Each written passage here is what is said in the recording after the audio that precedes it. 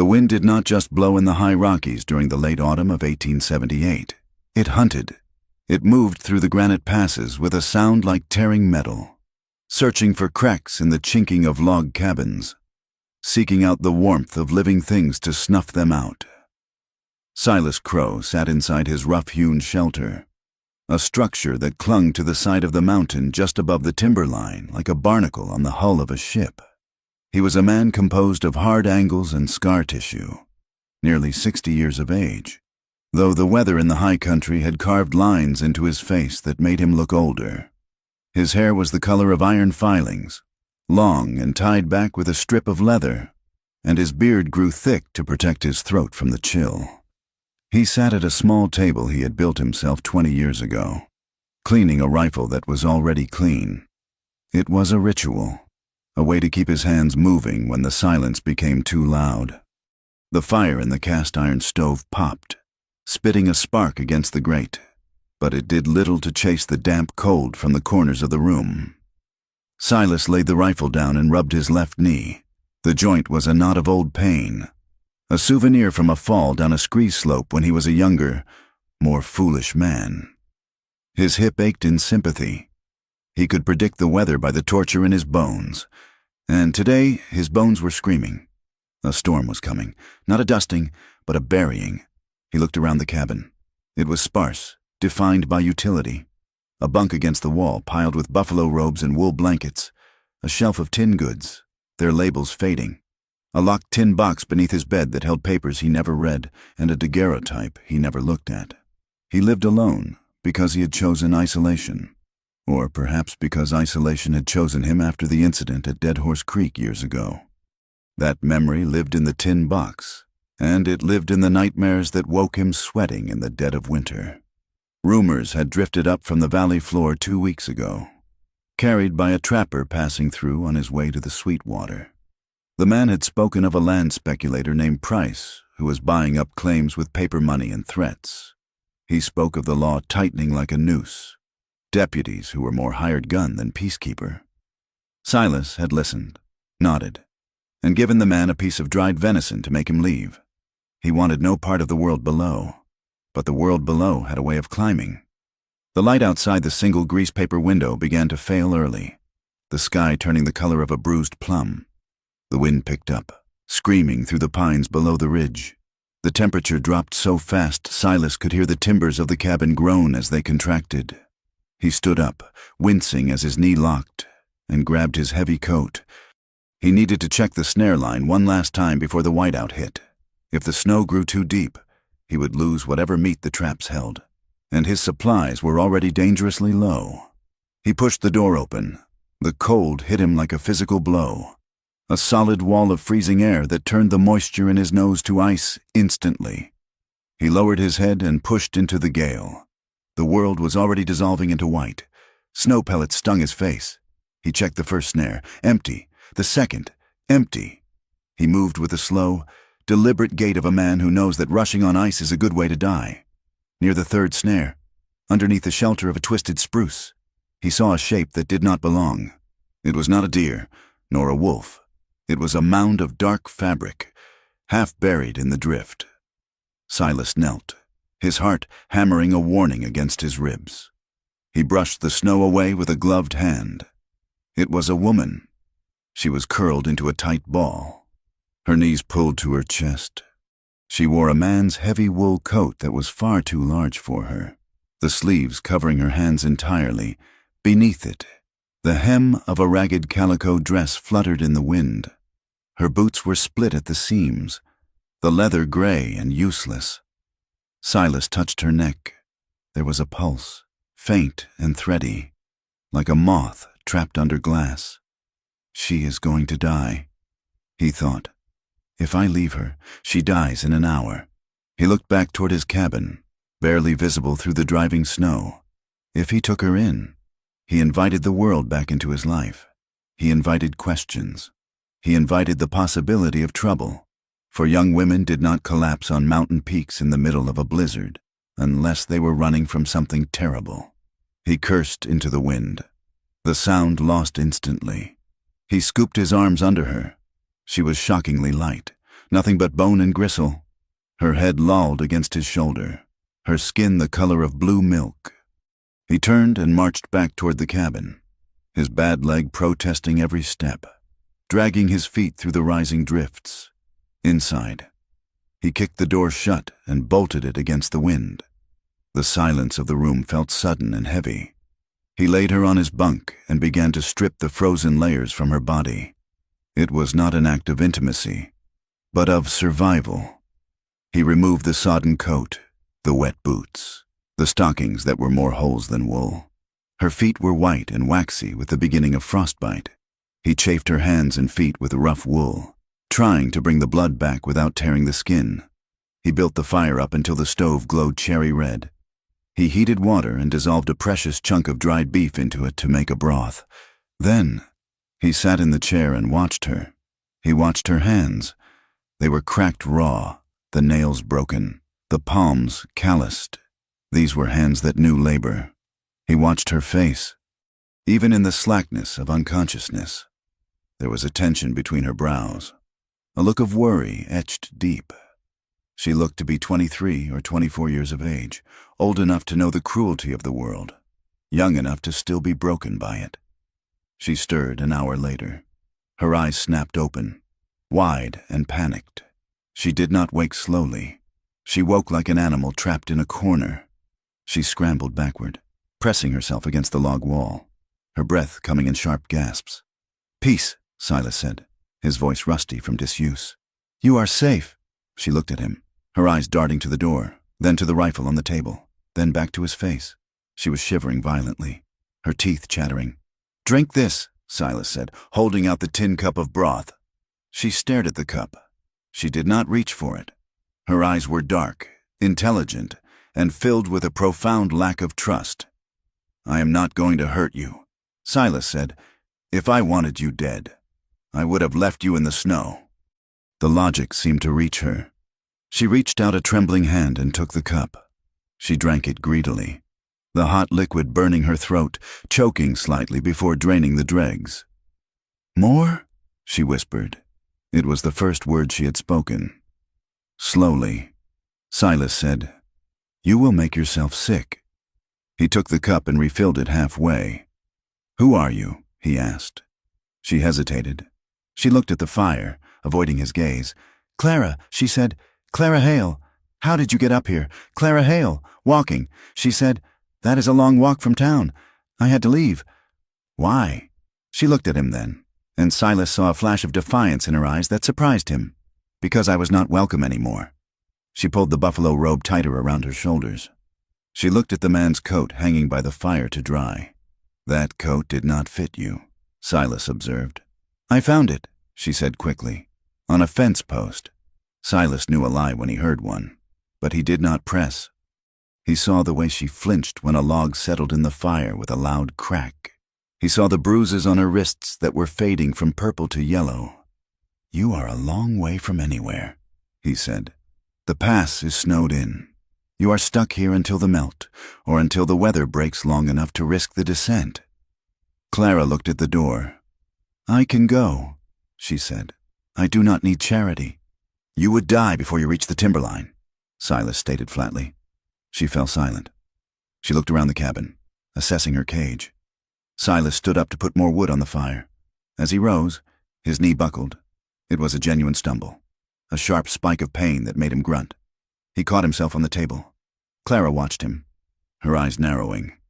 In that moment, a thought took root in Silas's mind.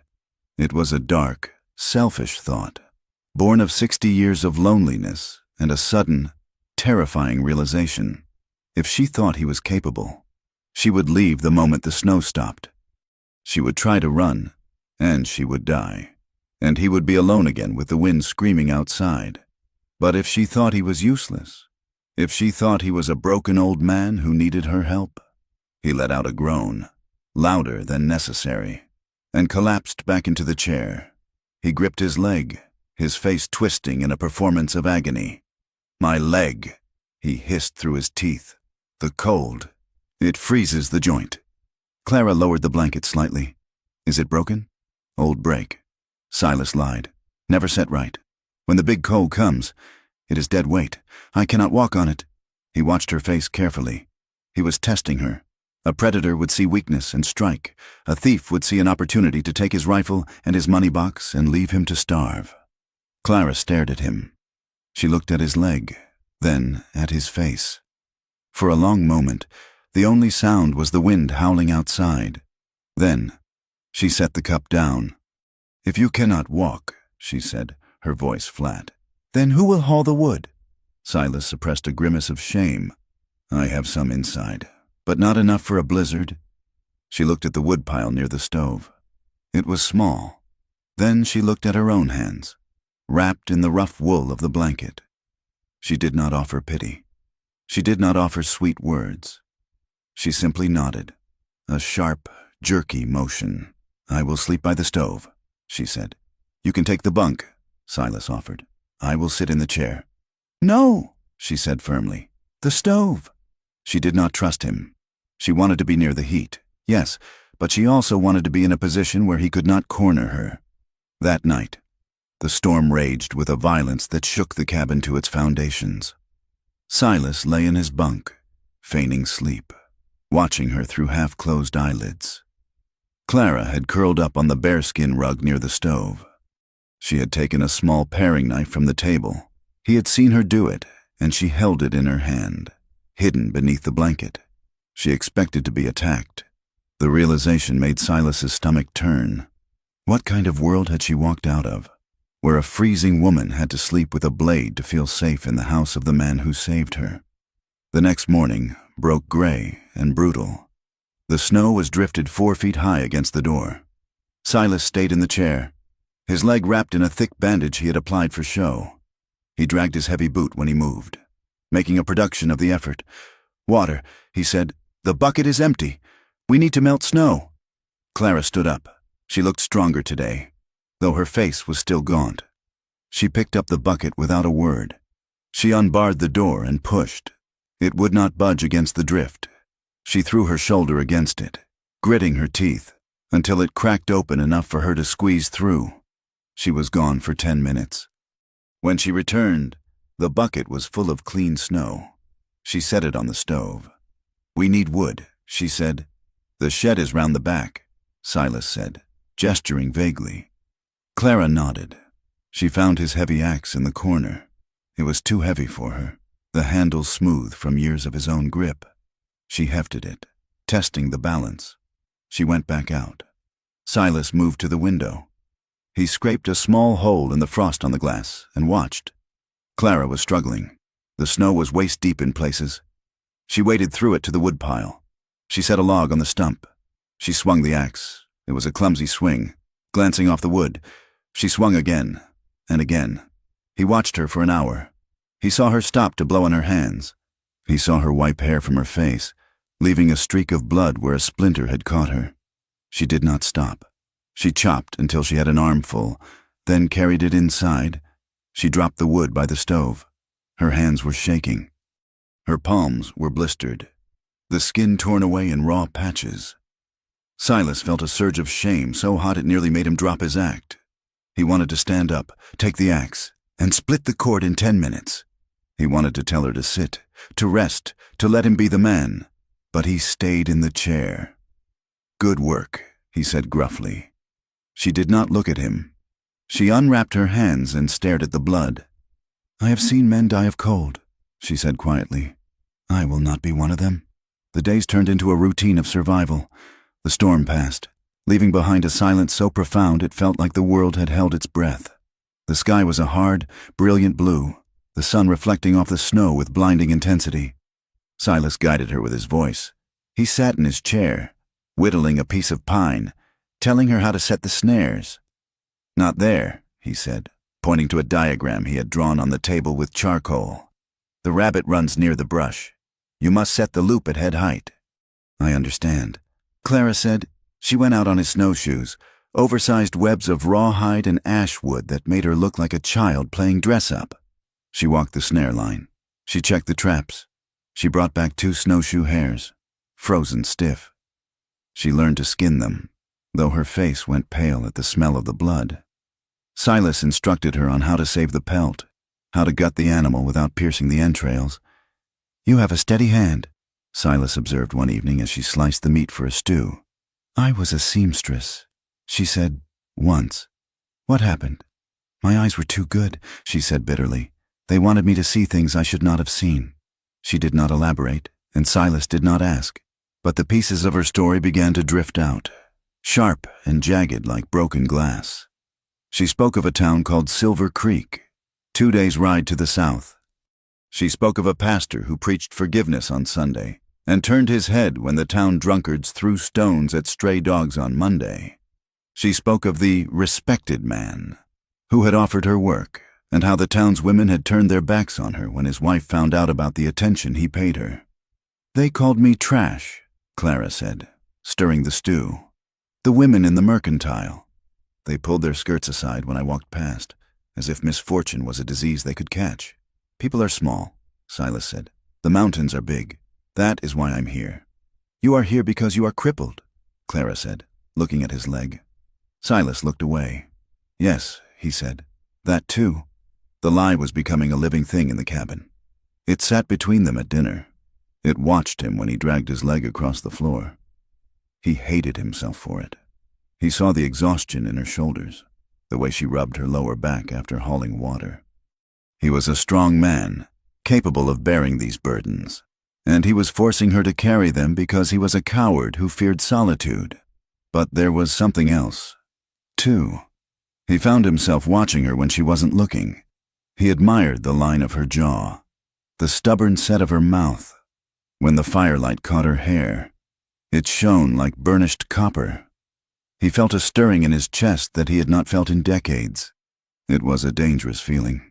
It was desire, yes, but it was also a profound, aching tenderness. He wanted to protect her, and the only way he knew how to keep her safe was to keep her here. Clara, too, seemed to be changing. The haunted look in her eyes was receding, replaced by a quiet competence. She began to move around the cabin with ownership. She organized the tin cans. She swept the floor with a broom made of twigs. One evening, after a particularly hard day of hauling wood, Silas sat rubbing his knee. The ache was real enough, even if the disability was not. Clara watched him.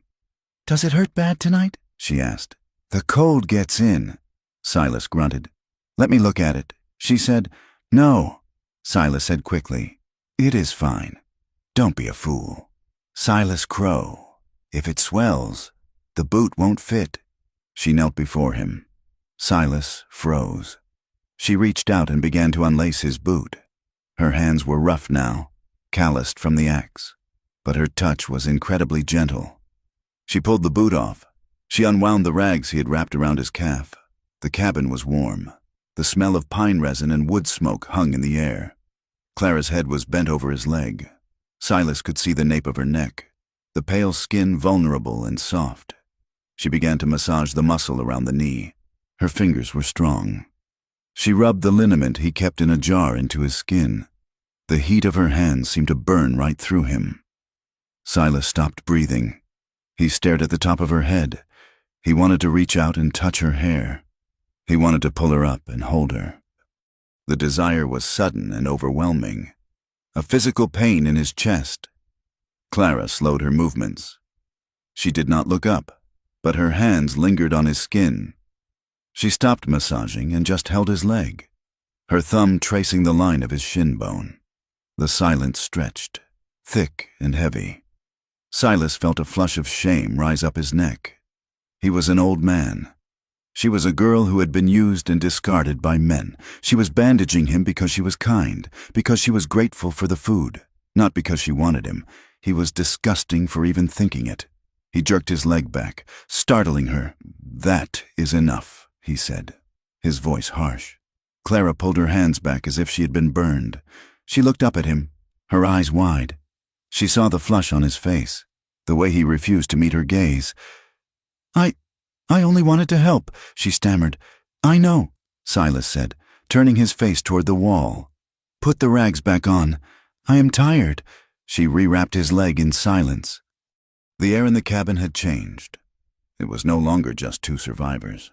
There was a current running between them now. Live and dangerous. Clara retreated to her side of the stove.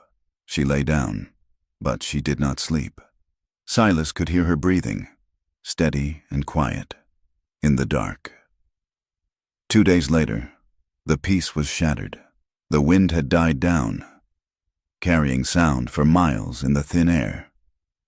Silas was cleaning his rifle again, and Clara was mending a tear in her dress near the window.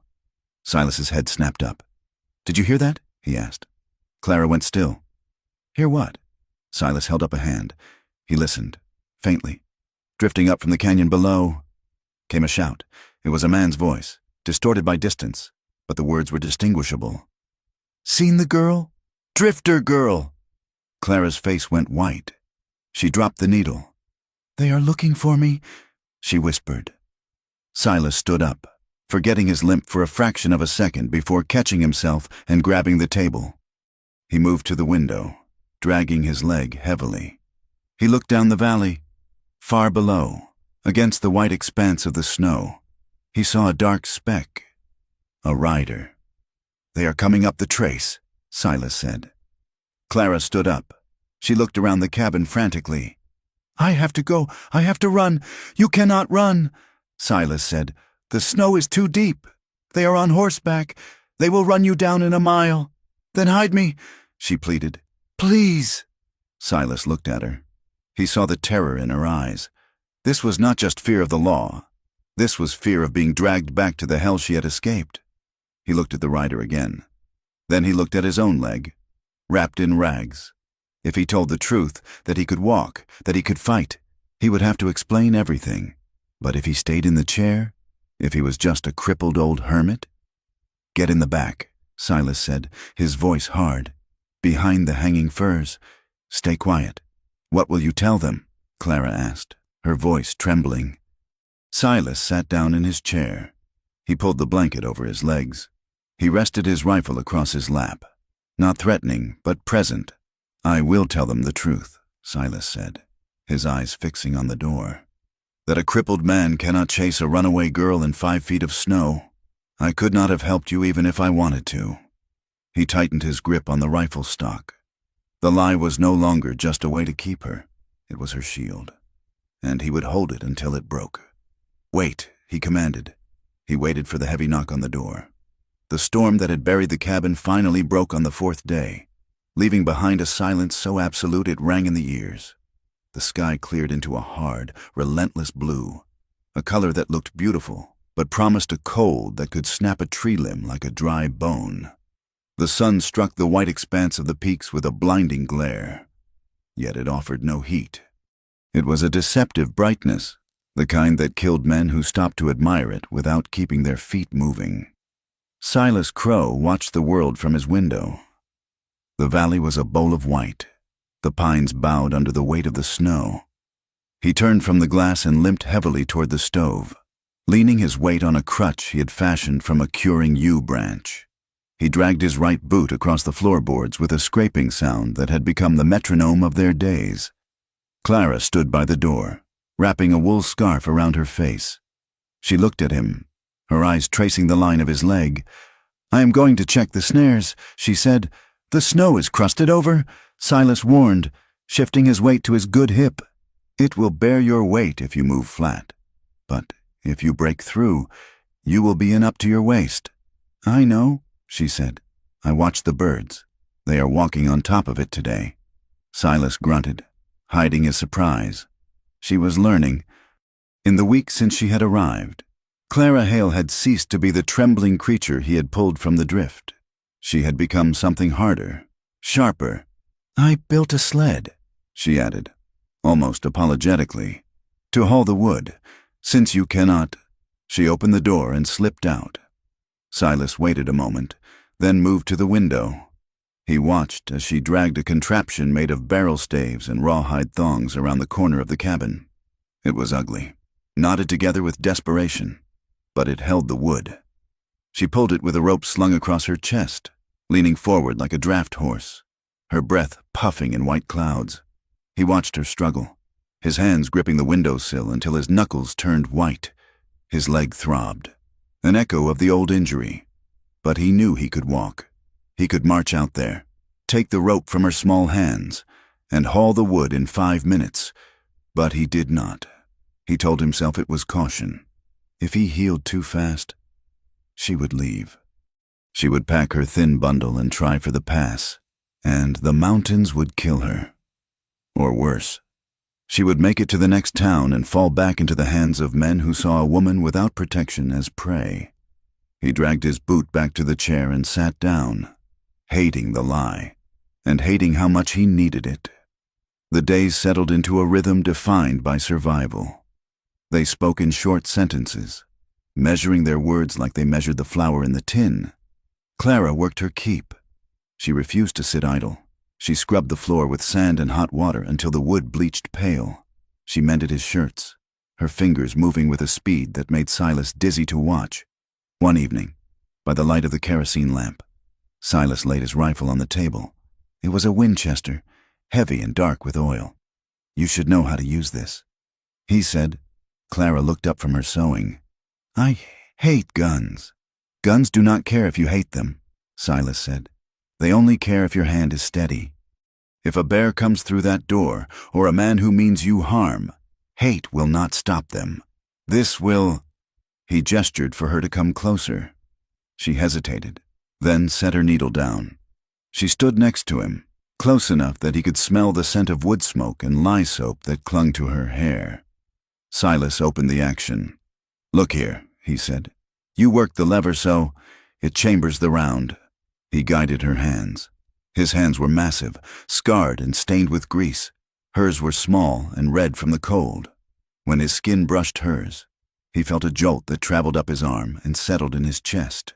He pulled back quickly, clearing his throat. "Keep the barrel down," he barked, harsher than he intended. "Never point it at anything you do not intend to kill." Clara did not flinch. She worked the lever.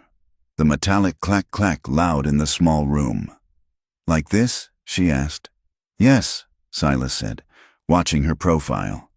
"Just like that. Later." She made him take off his coat. "Your sleeve is torn," she said. "Give it here. I can fix it," Silas grumbled. "You stitch like you are closing a wound on a mule," Clara said, holding out her hand. "Give it to me." He handed it over. She turned the fabric inside out, her needle flashing. "You waste thread," she noted without looking up. "You must catch the weave, not bunch it." Silas watched her. "Where did you learn that?" "I told you," she said. "I was a seamstress. It was the only thing my mother taught me before she died." She bit the thread and smoothed the fabric. "I was good at it," she said softly. "I was promised a place at the millinery in Silver Creek. A real job. A wage of my own." "What happened?" Silas asked. Clara looked at the fire. "The man who owned the shop, Mr. Henderson. He was a deacon, a respected man. He told me the job came with conditions." Silas felt a dark heat rise in his gut. He said nothing. "I needed the work," Clara said, her voice devoid of emotion. "I thought I could handle him. I thought if I worked hard enough, he would respect the work and leave the girl alone. But men like that, they do not want the work.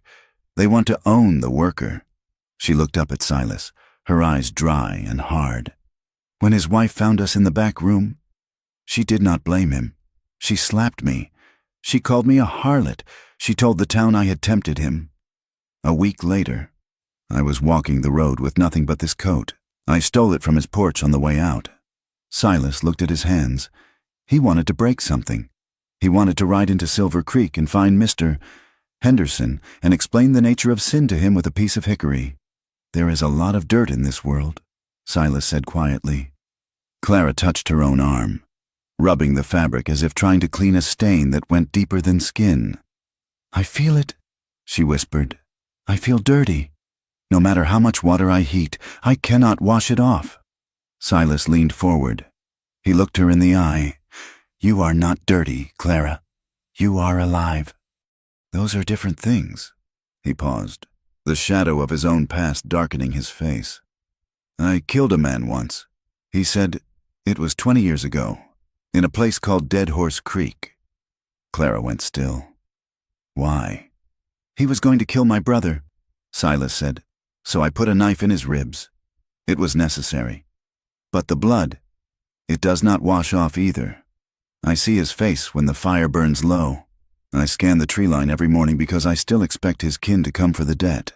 He looked at the rifle on the table. We are both damaged. Clara Hale, but we are still here. The cold deepened in the 3rd week. The mercury in the thermometer outside the door vanished into the bulb. The wind died, but the air itself seemed to freeze into a solid block. Inside the cabin, the stove fought a losing battle. Frost formed on the inside of the window glass, thick ferns of ice creeping across the pane. Silas sat in his chair, wrapped in 2 blankets. Clara was by the stove, shivering so violently her teeth clicked together. You cannot sleep on the floor tonight, Silas said. Clara looked at the bunk. It was narrow, barely wide enough for one large man. I will be fine, she stuttered. You will freeze, Silas said, and I will not have a corpse to explain come spring. Bring your blankets. She hesitated, looking at the bed like it was a trap. But the cold was a more immediate threat. She gathered her buffalo robe and walked to the bunk. Silas moved to the wall, pressing himself against the rough logs to make space. Clara climbed in, keeping her back to him. They lay there in the dark, stiff and awkward, separated by inches of air that felt like miles. Silas listened to her breathing. It was shallow and fast. He could feel the tremors running through the mattress. She was shaking apart. Clara, he said into the dark. She did not answer. Silas turned. He reached out an arm and draped it over her, pulling her back against his chest. She went rigid. He could feel her muscles lock, the instinct to fight rising. Quiet, Silas whispered. It is just warmth, nothing else. He did not move his hand. He simply held her, his heavy coat acting as a radiator, sharing the heat of his body. Slowly, very slowly. The tension began to drain out of her. Her breathing slowed. The shivering subsided. She shifted, settling back against him. Her head rested near his shoulder. Silas lay staring at the ceiling, his heart hammering a slow, heavy rhythm against his ribs. He was terrified. He was terrified of the softness of her, terrified of the smell of her, terrified of the fact that for the first time in 20 years, he was not alone in the dark. His hand rested on her arm. He moved his thumb, just a fraction, brushing the wool of her sleeve. Clara turned in the circle of his arm. She faced him now, her face a pale blur in the darkness. Silas, she whispered. He did not move. He was afraid to breathe. She reached out and touched his face. Her fingers were cold, tracing the line of his beard, the scar on his cheek. It was a tentative touch, a question asked without words. Am I allowed to do this? Am I allowed to be this close to a man without fear? Silas caught her wrist gently. His breath hitched. Clara, he warned, his voice breaking. I am an old man. You are a warm man, she said. She moved closer. Her forehead rested against his chin. He could feel the warmth of her breath on his neck. The desire that flared in him then was not the hungry, grasping thing of his youth. It was an ache, a desperate longing to be known, to be held. He tilted his head down. Her face turned up. Their lips met. It was not a graceful kiss.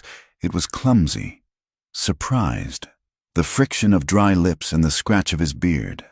But then Clara made a small sound in her throat, a sound of need, and the kiss deepened. Silas tasted salt, tears, maybe, or sweat, and the sweetness of life. For 10 seconds. The lie did not exist. The cold did not exist. Then Silas pulled back. He pulled back as if he had been struck. He rolled away, facing the wall, his chest heaving. Shame washed over him, hot and scalding. He was taking advantage of her. She was vulnerable, scared, and grateful, and he was using that gratitude to warm his old bones. Silas? Clara's voice was small. Go to sleep. Clara, he rasped. But, sleep, he heard her shift, turning her back to him again. The distance between them was only inches, but it felt like a canyon. Silas lay awake until dawn, staring at the logs, hating himself for the lie, and hating himself even more for wishing he hadn't stopped. The next morning, the tension in the cabin was brittle. They moved around each other like strangers. Silas exaggerated his limp, dragging his leg with a grimace that felt increasingly fraudulent. He went outside to check the sky. The sun was high and bright. He stood by the corner of the cabin, shielding his eyes. For a moment, he forgot. He put his weight on his bad leg, standing tall, his back straight, looking out over the valley with the posture of the mountain man he truly was. He heard the door creak. Silas collapsed his posture instantly, grabbing the wall for support, his face twisting into a mask of pain. He looked back. Clara was standing in the doorway with the water bucket. She was looking at him. Her expression was unreadable. Had she seen him standing? Or had she just seen an old man leaning against his house? She said nothing. She walked past him to the snowbank, her eyes fixed on the ground. Silas let out a breath he didn't know he was holding. He was playing a dangerous game. 2 days later, the dogs barked. Silas didn't have dogs, but the wind carried the sound from down the valley, the sharp, aggressive yapping of trail dogs. Then came the thud of hooves on frozen ground. Silas was inside, mending a bridle. Clara was stirring a pot of beans. Riders, Silas said. Clara froze. She looked at the window. "Get away from the glass," Silas ordered. He stood up and grabbed his crutch. He moved to the chair by the fire and sat down, arranging his leg so it stuck out stiffly, wrapped in the dirty bandages. He messed his hair, trying to look more addled, more pathetic. "Who is it?" Clara whispered. "I do not know," Silas said, "but if they ask, you are not a runaway. You are my housekeeper. You are here for the wage. Do not let them see fear. Men like this smell fear like wolves smell blood." The hoofbeats stopped outside. A heavy fist pounded on the door. Silas nodded to Clara. She took a deep breath. She smoothed her dress. She walked to the door and pulled the bolt. 2 men stood on the porch. The cold air rushed in around them. The first man was tall, wearing a sheepskin coat and a badge that looked too shiny to be real. He had the narrow, predatory face of a weasel. Silas recognized him. Edgar Voss, a cousin of the deputy down in Silver Creek, a man who did dirty work and called it law. The second man was thick-set, silent, his eyes scanning the interior of the cabin over Clara's shoulder. "Well now," Edgar said, a smile stretching his thin lips that did not reach his eyes. "We heard old Silas was holed up here alone. Seems the rumors were wrong." He looked Clara up and down. It was a slow, insulting inspection. He looked at her worn boots, the patch on her dress, the way her hair was tied back. "We are checking on the residents of the district," Edgar said, stepping forward as if to enter. Clara did not move. She stood in the doorway, blocking his path. "Mr. Crow is indisposed," she said. Her voice was calm, though Silas could see her left hand trembling behind the door frame. "Indisposed?" Edgar laughed. "Is he dead?" Silas groaned from the chair. He lifted his head, squinting as if the light hurt his eyes. "I ain't dead yet." "You vulture," Silas rasped. "Though this leg is trying to kill me." Edgar looked over Clara's shoulder at Silas. He took in the bandaged leg, the crutch leaning against the table, the gray in Silas's beard. He sneered. "Looks like winter bit you hard. Oh man, it bites us all." Silas said, "What do you want, Voss?" "Just being neighborly." Edgar said, "We heard there was a drifter girl loose in the high country. A thief, ran off from a good situation in town." He looked back at Clara. "You wouldn't know anything about that, would you, miss?" Clara met his gaze. She did not look down. "I'm employed by Mr. Crow," she said clearly. "I cook and I clean. I am working for my keep until the thaw." Edgar raised an eyebrow. "Employed?" He looked at the squalor of the cabin. "Can't imagine the pay is much." "It is honest work," Clara said, "which is more than I can say for riding 20 miles to harass a cripple and his cook." Edgar's smile vanished. His eyes hardened. "You have a sharp tongue. Girl, sharp tongues get cut in this territory." He leaned in close to her face. "Mr. Amon Price is buying up claims in this valley. Edgar said, his voice dropping to a low threat. He pays cash. Good money for old burnouts like this one. But he don't like complications. And a stray woman with a bad reputation? That's a complication. He looked past her at Silas. Price will be making an offer on this land. Silas, you'd be smart to take it. A man with one leg can't work a claim, and he can't protect assets. Edgar let his eyes linger on Clara one last time. We'll be back, he said. He turned and walked to his horse. The silent man followed. They mounted up and rode out, the sound of their horses fading slowly into the timber. Clara closed the door. She leaned her forehead against the wood.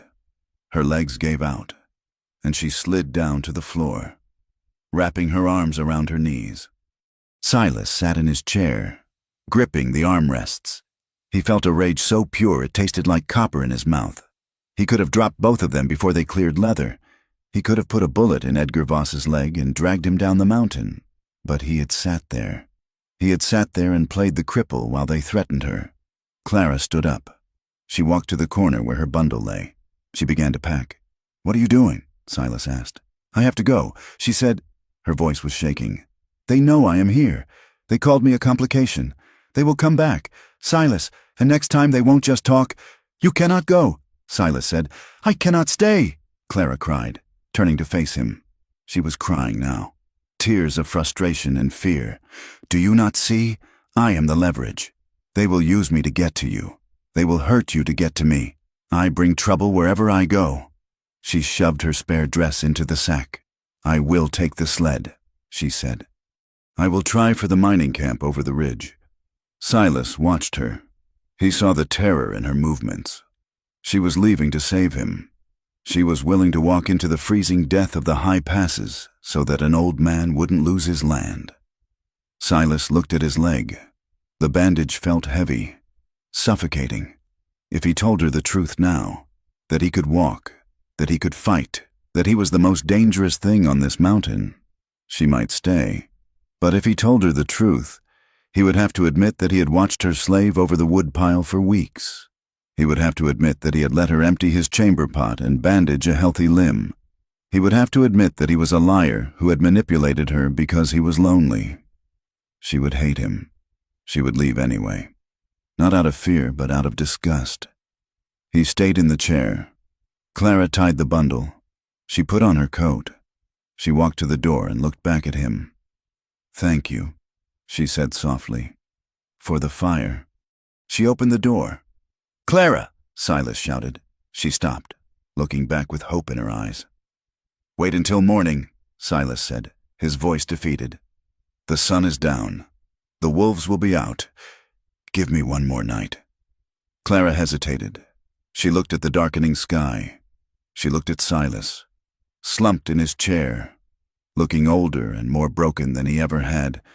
One night, she whispered. She closed the door and dropped her bundle. Silas stared at the fire. The lie was no longer a test. It was a chain, and he had locked it around both of their throats. The winter of 1879 did not come gently. It fell upon the Rockies like a hammer. The respite that had allowed Clara Hale to promise one more night had been a cruel trick of the high country. By dawn of the following day, the sky had turned the color of bruised iron, and the snow began to fall again, not in drifting flakes, but in hard, driving sheets that erased the world. The pass was sealed. The valley was a tomb of white silence. Inside the cabin, the world shrank to the radius of the cast-iron stove. Weeks bled into a month. Supplies, which Silas had already worried were low, began to dwindle with terrifying speed. The flour sack grew light. The coffee tin held only dust and memories. Hunting became not a chore, but a desperate necessity, since Silas maintained the fiction of his ruined leg. The burden fell to Clara. She went out every morning on the oversized snowshoes. Silas watched her from the window, his heart twisting in his chest like a wet rag. He saw her trudge into the timber, the rifle slung over her shoulder, a weapon that looked too big for her frame. She walked miles, breaking trail through drifts that reached her thighs, searching for the track of a snowshoe hare or the dark shape of a grouse in the spruce boughs. She often returned empty-handed, her face gray with exhaustion, her lips blue. She would lean the rifle against the doorframe and try to hide the trembling of her hands as she unwound her scarf. "No luck today," she would say, her voice brittle. "The woods are empty." Silas knew they weren't empty. He knew the elk had moved down to the lower willows, 5 miles east, a distance too great for her to manage in deep snow, but an easy day's work for a man with 2 good legs. He knew where the beaver hibernated under the ice of the creek. He sat in his chair, the architect of her suffering, to assuage the guilt that gnawed at him. Silas began to perform small, invisible acts of penance. When Clara managed to snare a rabbit, he would dress it, claiming his hands were better suited to the knife work. When he portioned the stew, he would deftly slide the largest pieces of meat, the heart and the liver, into her bowl, burying them under the broth so she would not notice. "I am not hungry today," he would lie, rubbing his stomach. "The inactivity, it slows the digestion." "You eat? You are working for 2." At night, when the fire died down and the temperature in the cabin plummeted, he would wait until she was asleep, or until he thought she was asleep. He would limp to the stove, heat smooth river stones on the iron top, and wrap them in heavy wool flannel. He would slide them silently to the foot of the bunk, pressing them against the icy soles of her feet. When she stirred, murmuring in confusion, he would grunt, "Just old stones. Keeps the draft off the bed. Go back to sleep." But the cold stripped away more than just their calories. It stripped away their defenses. One evening, after a particularly brutal day where Clara had hauled 3 sled loads of wood to keep the fire alive, the need for cleanliness became a physical ache. The cabin smelled of wood smoke, old grease, and the stale confinement of 2 bodies in a small space. "I need to wash," Clara announced. She looked at her hands, stained with pitch and soot. "I cannot stand the feeling of my own skin." Silas nodded. He filled the large copper boiler with snow and set it on the stove.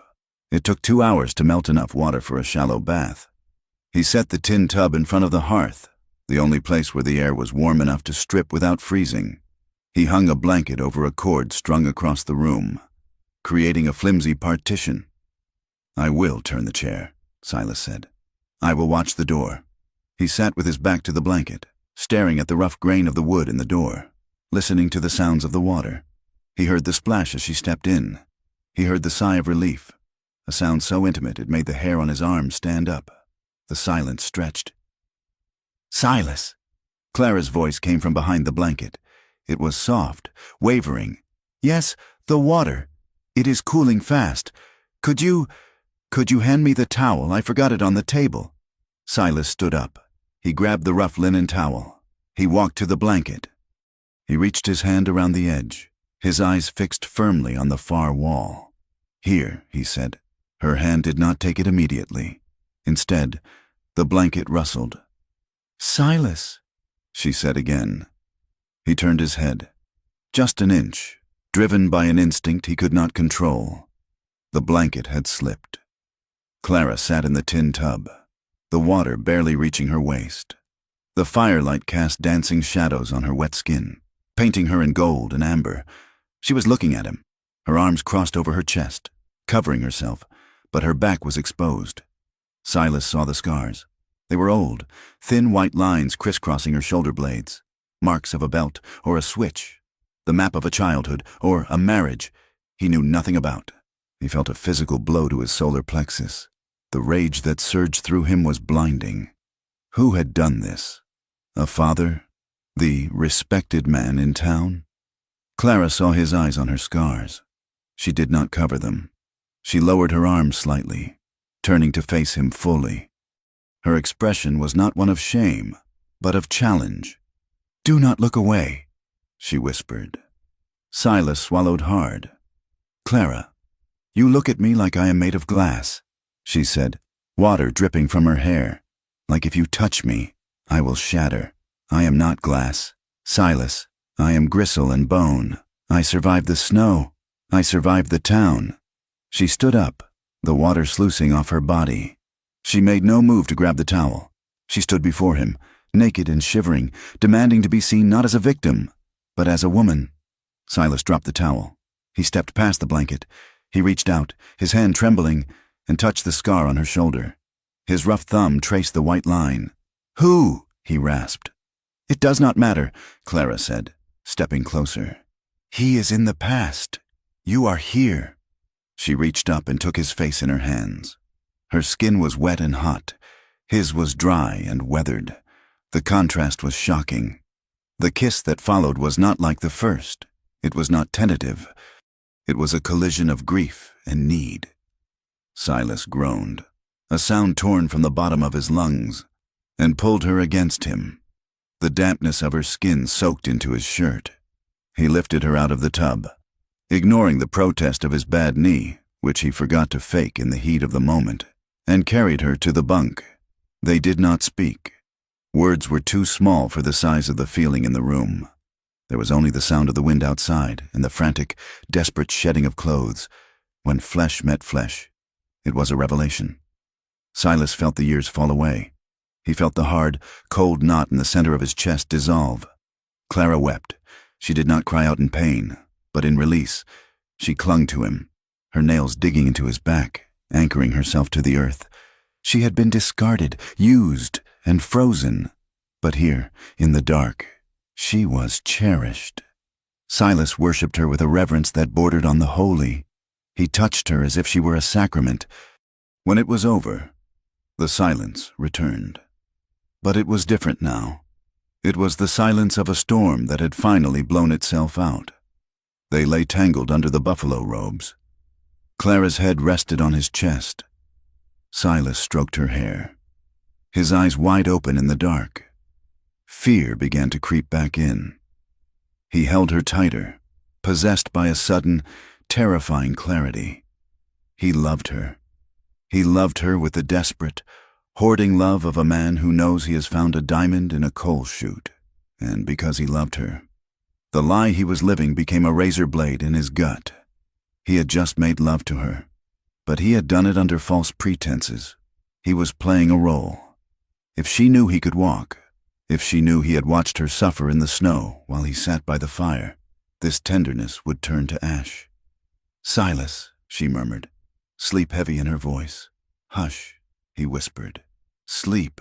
The morning brought a hard, bright sun that illuminated everything without mercy. Silas woke alone. The space beside him was warm, but empty. He sat up, panic flaring for a second until he heard the thwack of the axe outside. She was chopping wood. He swung his legs out of bed. He reached for his crutch, the deception resuming automatically, like a muscle memory. He limped to the window. Clara was by the wood pile. She was not chopping. She was standing still, the axe resting against her leg. She was looking at the ground near the corner of the cabin. Silas followed her gaze. There, stamped clearly in the snow crust from the day before, were boot prints. His boot prints. They led from the door to the lean-to where the mule, Old Bess, was stabled. Silas had gone out the previous afternoon, while Clara was napping, to check on the animal. He had walked. He had not used the crutch because the snow was slippery and the crutch was a hindrance. He had walked with a long, even stride, the stride of a healthy man. Clara looked at the prints. She walked over to them. She placed her own boot next to one, measuring the distance to the next step. It was a 4-foot stride. No cripple dragging a dead leg could make that mark. Silas held his breath. She stood there for a long time. Then, she looked up at the window. Silas jerked back into the shadows, his heart hammering against his ribs. Had she seen him?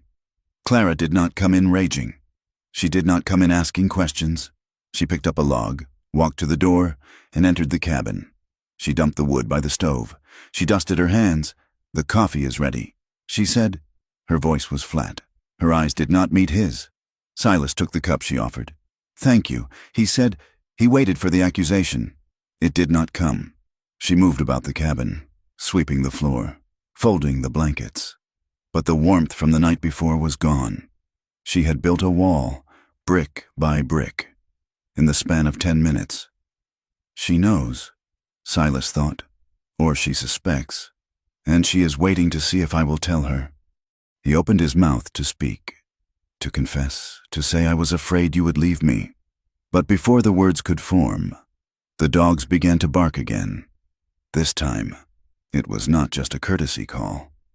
Silas saw them through the window. 3 men. Deputy Harlan Voss was back, looking heavier in his winter coat. Beside him was the silent thug from before, and a third man, a clerk, judging by the bowler hat and the leather satchel he clutched to his chest. They did not knock. Voss kicked the door with his heavy boot. "Open up, Crow!" Silas sat in his chair, gripping the armrests.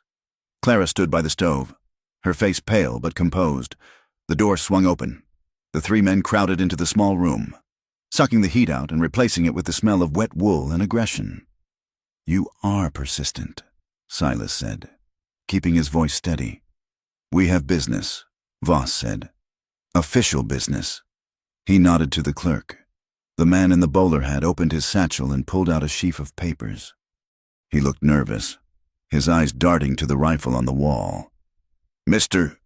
Crow," the clerk squeaked. "We have been reviewing the county surveys. It appears there is a discrepancy with your claim." "A discrepancy," Silas repeated. "I filed this claim 20 years ago, before this county had a name." "Yes, well," the clerk stammered, "the records from that period were informal. According to the new territorial statutes, any claim not re-registered by 1875 is considered dormant, public domain." Silas laughed. A harsh, barking sound. "You mean Price paid a judge to lose my paperwork?" Voss stepped forward. "Watch your mouth. Old man, the law is the law. This land is unregistered, which means you are squatting. And you—" Voss turned his gaze to Clara. His eyes were cold, devoid of the lecherous heat from his last visit. "This is strictly business now. We have had reports," Voss said, pulling a folded paper from his pocket, "of a woman of ill repute operating in this district. Vagrancy, lewdness, prostitution." Clara flinched as if he had slapped her. "I am a housekeeper," she said, her voice shaking with indignation. "Without a residence?" Voss countered. "Without a husband? Living in a one-room shack with a man who isn't kin, in the eyes of the law. That is a brothel, Missy." He tapped the paper against his palm. "I have a warrant here. I can drag you down to the jail in Silver Creek right now. And let me tell you, the cells are cold this time of year, and the guards, they get lonely." Silas's hands clenched into fists. He felt the muscles in his legs coil. He wanted to launch himself out of the chair and drive his thumbs into Voss's throat. But if he stood, he proved he was a liar. He proved he was the violent man they claimed he was, and they would shoot him. They would shoot him in self-defense, and Clara would be left alone with them. Clara stepped forward. She placed herself between Silas and the men. "Stop," she said. She took a breath, composing herself. She looked at the clerk, ignoring Voss. "It is a paperwork error," she said calmly. "A clerical mistake, Mr. Crow is an invalid. He could not travel to town to sign your registries." She smoothed her apron. "I will go," she said. "I will come down to Silver Creek with you today. I will act as his proxy. We will file the papers, pay the fees, and settle this legally." Silas stared at her. She was bargaining. She was offering to walk back into the lion's den to buy him time. Voss laughed. It was a cruel, ugly sound. "You think you can just sign a paper, girl? You think this is about fees?" He stepped closer to her, invading her space. "Mr. Price wants the land," Voss hissed. "He doesn't want fees. He doesn't want neighbors." He looked at Silas. "We are going to give you a choice. Crow, you sign the quitclaim deed, sell the rights to Price for $100, and we leave. We tear up the warrant for the girl. She walks away free. And if I don't?" Silas asked. Voss shrugged. "Then we take her. We lock her up. Maybe she hangs for theft. Maybe she just disappears in custody. And you starve up here when we burn your supplies. Get out," Silas growled. Voss smiled. He tipped his hat to Clara. "Think about it, darling. Freedom, or the cage. We'll be back in 2 days for the answer." They turned to leave as the silent thug passed the table. He swept Silas's coffee cup onto the floor, shattering it. The silence that followed their departure was suffocating. Clara picked up the shards of the cup. She did not look at Silas. "They are going to take the land," she said quietly. "Let them try," Silas said. "They are going to take me," she said, "over my dead body." Clara spun around. Her eyes were blazing. "Your dead body, or your crippled one?" The question hung in the air. Clara walked to him. She stood 2 feet away, searching his face. "I saw the tracks. Silas." Silas froze. "I saw the boot prints by the stable," she continued. "They were deep, even. There was no drag mark, no hole from the crutch." She lowered her voice. "Are you hiding, Silas? Are you truly helpless? Or have you been watching me break my back hauling wood for a man who could have done it himself?" Silas looked into her eyes. He saw the hurt there, a hurt deep enough to drown in. He saw the betrayal. If he told the truth now, he could stand. He could load the Winchester. He could tell her, "Yes, I can walk, and I will kill every one of them to keep you safe." But the fear paralyzed him. He was ashamed. He was ashamed of the lie. Yes, but he was also ashamed of the violence that lived inside him. He believed, deep in his soul, that if he unleashed that violence again, he would lose her anyway. She would see the killer in him and run. He looked down at his hands. I stumbled. He lied. It was a good day. The pain comes and goes. But I cannot walk to town. Clara, I cannot fight 3 men. He heard her intake of breath. It was a sound of pure disappointment. She turned away. She went back to the stove. "Fine," she said. "Then we are alone." The tragedy struck the next morning. Silas woke to a sound that chilled his blood. It was not the wind. It was the braying of the mule. Old Bess. It was a sound of agony. Then, a single gunshot. Silas threw off the blankets. He grabbed his rifle. He forgot the crutch. He scrambled to the door and threw it open. Clara was already there, standing on the porch, her hand over her mouth. In the corral, Old Bess lay on her side in the snow. Her tongue was lolling out, dark foam bubbling from her lips. She had been poisoned. Strychnine, likely. And then shot to finish it. Standing by the corral fence was the silent thug. He held a smoking pistol. He looked up at the cabin, tipped his hat, and walked away into the trees where his horse was waiting. He didn't run. He didn't need to. He knew the cripple couldn't catch him. Clara ran to the mule. She fell to her knees in the snow, stroking the animal's velvet nose. Silas stood in the doorway. He was standing on 2 legs. He raised the Winchester. He lined up the sights on the retreating man's back. It was a long shot, 200 yards, but Silas knew he could make it. He could drop the man before he reached the tree line. His finger tightened on the trigger. Then he looked at Clara. She was crying over the mule.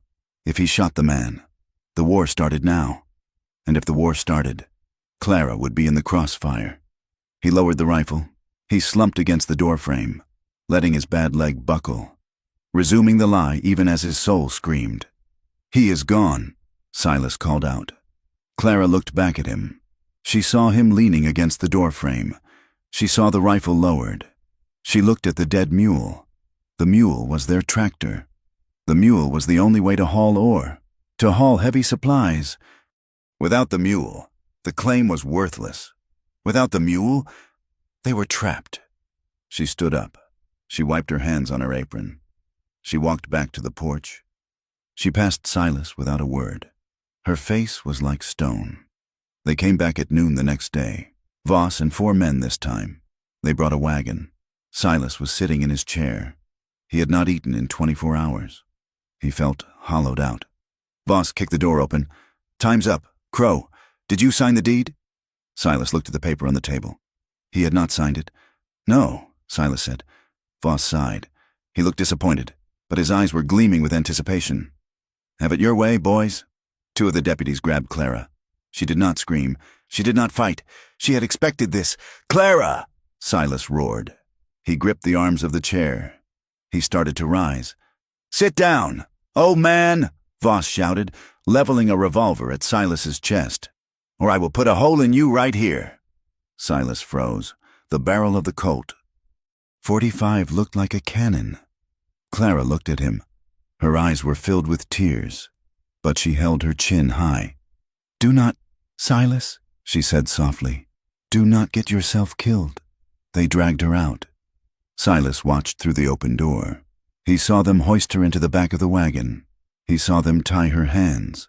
He sat there, a healthy man, a dangerous man, a man who loved her more than his own life. And he sat there. The lie held him down heavier than any chains. He had pretended to be helpless for so long that when the moment came to be strong, he was paralyzed by his own deception. The wagon rattled away. Voss rode behind it, looking back once to laugh. Silas Crow sat in the silence of the empty cabin. The fire was dying. The door was wide open, letting the winter kill the room. He looked at his legs. He let out a scream that tore his throat raw, a sound of pure, unadulterated self-hatred. He grabbed the table and flipped it. The tin cup flew. The papers scattered. He stood up. He stood up straight. He walked to the door, his stride long and angry. He watched the wagon disappear around the bend of the canyon. He was not a cripple. He was a fool. And now, he was a man with nothing left to lose. February in the high Rockies is a liar. The sun comes out warm enough to melt the top layer of snow, turning the trails into slick, black mud. But the nights remain cold enough to freeze a man's blood in his veins. The mountains groan under the shift of weight, the ice cracking like pistol shots, and the threat of avalanche hangs over every ridge like a suspended blade. Clara Hale sat in the back of the wagon, her hands bound with rough hemp rope. The ride down from the high valley had been a brutal descent through this treacherous landscape. The wagon lurched over ruts of frozen mud, jarring her teeth, but she refused to make a sound. She sat with her back straight, her eyes fixed on the horizon, ignoring the two deputies who rode on either side of the wagon like vultures waiting for a carcass to drop. They reached Silver Creek just as the sun was beginning to dip behind the peaks, casting long, purple shadows across the valley floor. The town was a scar on the land, a collection of false-fronted buildings and muddy streets that smelled of coal smoke, horse manure, and unwashed humanity. As the wagon rattled down Main Street, the activity of the town slowed.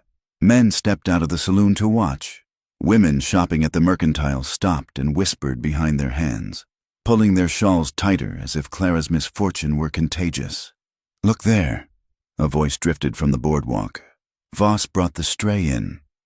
"She's been up with the hermit," another voice answered, low and suggestive.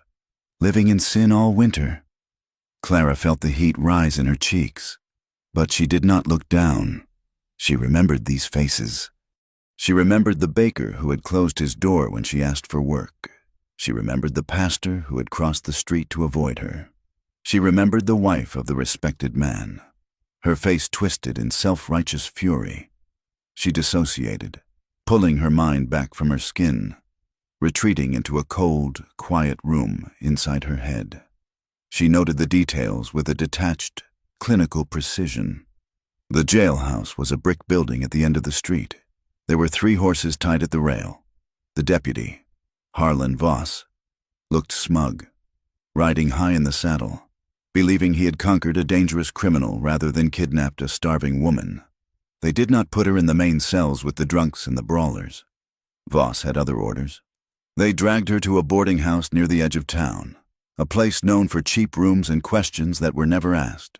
They shoved her into a room on the 2nd floor. It was small, smelling of damp wool and stale tobacco. There was a single window, barred with iron, looking out over the alley. Voss stood in the doorway, blocking the light. "You sit tight, darlin'," he said. "Mister, Price will be along to discuss the terms of your release." "What terms?" Clara asked, her voice raspy from the cold. Voss grinned. "Simple. Silas signs the deed, and you get a train ticket to anywhere but here. He doesn't sign, and you go to the territorial prison for solicitation and theft." He slammed the door. Clara heard the heavy slide of a bolt, followed by the scrape of a chair being dragged against the wood. A guard, She moved to the window. The glass was cold. She looked down at the muddy alley. She was not crying. She was calculating. She checked the hinges on the window frame. Rusted solid. She checked the bed frame. Iron, loose leg. No. She sat on the edge of the mattress. She closed her eyes and saw Silas. Not the Silas who had stood in the doorway with the rifle, but the Silas who had sat in the chair, defeated, letting them take her. He had let them take her. The thought was a stone in her stomach, but beneath the hurt, there was a nagging question, a splinter in her mind, the boot prints, the stride. Why would a man who could walk let the woman he loved be dragged away? In the high valley, the silence was absolute. Silas Crow sat in the chair where he had spent the winter deceiving the only person who had ever made him feel alive. The fire had burned down to gray ash. The cold was creeping in through the chinking, reclaiming the space. He looked at the crutch leaning against the table, the yew branch, worn smooth by his hand. It was a prop, a piece of theater. He stood up. He did not groan. He did not grab the table. He stood on two strong legs, the muscles stiff from the cold but functional. The ache in his hip was there. It was always there. But it was a dull roar, not a scream. He picked up the crutch. He looked at it for a long moment, hating the weight of it in his hand. Then, with a roar of pure animal rage, he swung it. He smashed it against the stone hearth. The wood shattered, splintering into jagged pieces. He threw the fragments into the dying fire. He watched them catch, the dry wood flaring up, consuming the lie. The shame hit him then. Harder than any physical blow. He had let them take her. He had sat there, paralyzed by a 20-year-old fear of his own nature, terrified that if he showed his strength, he would become the monster people thought he was. But by doing nothing, he had become something worse. He had become a coward. He turned from the fire. He moved with purpose now. He went to the tin box under the bunk. He unlocked it and took out a heavy leather belt, a holster, and a hunting knife with a bone handle. He strapped the gun belt around his waist. It fit perfectly, settling on his hips like an old friend he should have never sent away. He packed a small sack, dried meat, a coil of rope, a box of cartridges. He put on his heavy coat and his hat. He walked to the door and opened it. The wind hit him, but he did not shrink from it. He stepped out onto the porch. He looked at the tracks of the wagon, churned deep into the snow and mud. They had a 6-hour head start, but they were heavy, laden with men who did not know the mountains. They would stick to the road. Silas looked at the ridgeline. The old game trail cut across the face of the peak, a narrow ledge of ice and granite that shaved 10 miles off the journey. It was suicide in the dark. It was madness in the thaw. Silas started walking.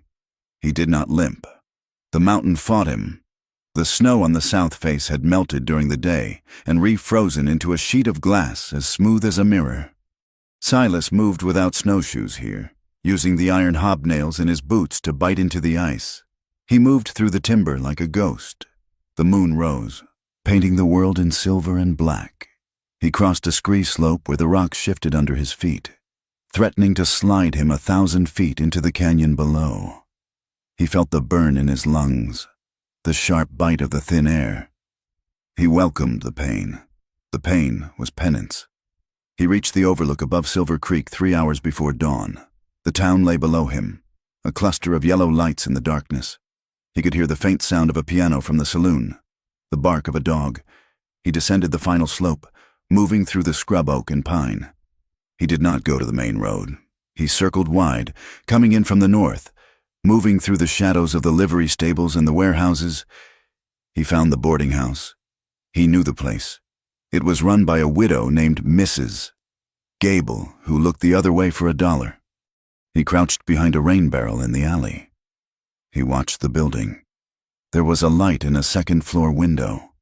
A shadow moved across the shade, below the window. At the back door, a man sat on an overturned crate, smoking a cigarette, a guard. Silas moved. He did not pull his gun. A gunshot would bring the whole town. He drew the knife. He picked up a stone and tossed it against the side of the woodshed. 20 feet away. Clack! The guard's head snapped up. He stood, hand resting on his pistol. Who is there? Silence. The guard took a step toward the shed, squinting into the dark. Just a rat, he muttered. Silas stepped out of the shadows behind him. He moved with a speed that belied his age. He wrapped his arm around the man's throat, choking off the cry, and drove his knee into the man's kidney. The guard folded without a sound. Silas dragged him into the darkness of the alley and used the man's own belt to bind his hands and feet, gagging him with a dirty handkerchief. Silas looked up at the window. It was 12 feet up. There was a drain pipe, rusted and precarious. He tested it. It groaned. It would not hold him. He looked around. He saw a stack of crates by the kitchen door. He stacked 2 of them, climbed up, and reached for the sill of the first-floor window. He hauled himself up, his boots scrambling for purchase on the siding. He reached the second-floor ledge. His breath was coming in ragged gasps. He was too old for this, but he pulled with everything he had. He peered through the glass. Clara was sitting on the bed. She was awake. She was staring at the door. Silas tapped on the glass. 3 sharp taps. Clara jumped. She spun around. She saw the dark shape in the window. She moved closer, squinting. "Silas?" she mouthed. He nodded. He tried to lift the sash. Locked. Clara understood. She looked at the door. She looked back at him and held up a finger. Wait, she went to the door. She knelt down. Silas watched, confused. What was she doing? Clara pulled a hairpin from her messy bun. She straightened it. She slid it into the keyhole. She worked it, her face pressed against the wood. Listening. She was not waiting to be rescued. She was freeing herself. Inside the room. Clara felt the tumbler click. It was a cheap lock, worn out by years of transience. She turned the knob slowly. It gave. She opened the door a crack. The chair in the hall was empty. The guard must have gone downstairs for coffee or to the privy. She slipped out. She did not run to the stairs. She ran to the window at the end of the hall that opened onto the fire escape. She threw the latch and pushed it up. Silas was already there. Having shimmied along the ledge, he climbed over the sill, landing on the floorboards with a heavy thud. He stood up, chest heaving, sweat freezing on his forehead. Clara stared at him. She stared at his legs. "You climbed," she whispered. "We have to go," Silas rasped. "Now, He grabbed her hand. They ran down the back stairs. They hit the alley just as the back door opened, and another guard stepped out. "Hey!" the man shouted. Silas didn't hesitate. He shoved Clara behind a stack of barrels and lunged. The guard raised his rifle, but Silas was inside his guard. He slammed the heel of his hand into the man's nose, hearing the crunch of cartilage. The rifle clattered to the cobbles. Silas followed with a hook to the jaw that dropped the man like a sack of grain. "Run!" Silas hissed. They ran. They splashed through the mud of the alley, weaving between the backs of buildings. A whistle blew, sharp, piercing. The town was waking up. "This way!" Clara panted. She pulled his arm, steering him left. "The old tannery. It is abandoned." She knew the town's hiding spots better than he did. She led him through a maze of fences and trash heaps, ducking under clotheslines, until they reached a dilapidated shed on the far edge of town. Near the river, they burst inside. The smell of rotting leather and old chemicals hit them. It was dark, but dry. Silas kicked the door shut and barred it with a rotting plank. He leaned back against the wall, sliding down until he hit the dirt floor. He gasped for air, clutching his side where he had pulled a muscle on the climb. Clara stood in the center of the room. She was breathing hard, but her eyes were fixed on him. She walked over to him. "Stand up," she said. Silas looked up at her. The adrenaline was fading, leaving behind the cold reality of what had just happened. "Clara," he said, "stand up. Silas." He placed his hands on the wall and pushed himself up. He stood straight. He did not lean. He did not sway. Clara looked at his legs. She looked at the way he held his weight, evenly, powerfully. "You can walk," she said. It was not a question. "Yes," Silas said. You could walk the whole time. Yes. She stepped closer. Her hand came up. Crack. She slapped him across the face. It was a hard, stinging blow that rocked his head to the side. You liar, she hissed. You selfish, stubborn, old bastard. Silas turned his face back to her. He took it. He deserved it. You let me drag that sled, she cried, tears finally spilling over. You let me freeze my hands. You let me think I was keeping you alive. I was afraid, Silas shouted back, his voice echoing in the small shed. Afraid of what? Of walking. Afraid of you. Silas grabbed her shoulders. I was afraid that if you knew I was whole, you would leave. I was afraid that if I was just a man, just a lonely, violent man, you would see no reason to stay. I needed you to need me. He shook her slightly, his grip desperate. And when they came, when Voss came, I was afraid that if I stood up, I would kill them. I was afraid I would become the killer again. And you would see the blood on my hands and run. Clara stared at him. The anger in her eyes warred with something else. Relief, pain, understanding. You think I stayed because you were crippled? She asked, her voice breaking. Why else would a woman like you stay with a man like me? Silas asked. Because you were kind, Clara screamed. Because you were the first man who didn't try to take something from me. Because you gave me the best meat and heated stones for my feet. She shoved his chest hard. I didn't fall in love with your limp, Silas Crow. I fell in love with you, and you let them drag me away because you were too busy hiding from yourself. Silas stood frozen. The words hung in the air. I fell in love with you. He looked at her face, streaked with mud and tears. He saw the fire in her eyes. I am sorry, he whispered. I am so sorry. Clara's shoulders slumped. The fight drained out of her, replaced by a trembling exhaustion. She stepped forward and buried her face in his chest. You are a fool, she sobbed into his coat. I know, Silas said, wrapping his arms around her. I know. He held her tight, crushing her against him. He buried his face in her hair. He felt her shaking, and he felt his own body trembling in response.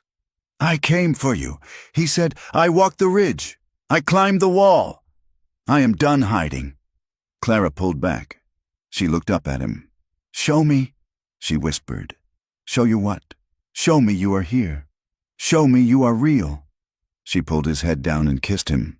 It was a kiss of desperation, of reclaiming. It tasted of salt and fear and survival. Silas groaned. He kissed her back, pouring every ounce of his regret and his love into the motion. His hands moved over her back, feeling the strength of her, the reality of her. They sank to the floor, onto a pile of old sacking. The cold of the shed didn't matter. The danger outside didn't matter. There was a frantic urgency to their touch. Buttons were undone with fumbling fingers. Skin met skin, hot and demanding. Silas held her face, looking into her eyes, needing her to see him, all of him, the broken parts and the strong parts. I am here, he whispered against her skin. I am yours. Clara pulled him closer. Don't you dare hide from me again, she breathed. The darkness of the shed swallowed them, but it was a warm darkness now. The scene faded into the rhythm of two people finding solace in each other, a physical affirmation that they were alive, that they were together, and that the lie was finally, irrevocably dead. Dawn came gray and wet. The light filtered through the cracks in the shed walls, illuminating dust motes dancing in the air. Silas and Clara sat against the wall, wrapped in his heavy coat. They shared the dried meat Silas had brought, chewing slowly. We cannot stay here, Silas said. They will search the outbuildings when the sun is up. Clara nodded.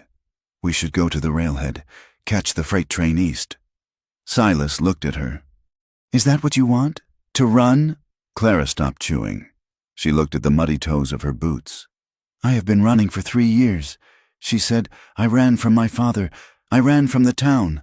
I ran from the scandal. She looked up, her jaw set. If we run, they win. Price takes the land. Voss keeps his badge. And everyone in this town goes on believing I am a whore and you are a helpless old fool. Silas wiped his mouth with the back of his hand. He checked the cylinder of his revolver. "I am tired of running too," he said. He stood up. He offered his hand to Clara. She took it, and he pulled her to her feet. "Price is a businessman," Silas said. "He relies on paper. He relies on secrets. And Voss relies on fear," Clara added. She reached into the pocket of her dress. She pulled out a small, crumpled piece of paper. "When I was in the room," she said, "I heard them talking in the hall. Price was arguing with Voss about the payment. He gave Voss a promissory note. Voss dropped it when he was gloating. I picked it up before he saw." She unfolded the paper. It was a bank draft, signed by Eamon Price, payable to Harlan Voss for services rendered regarding the Crow claim.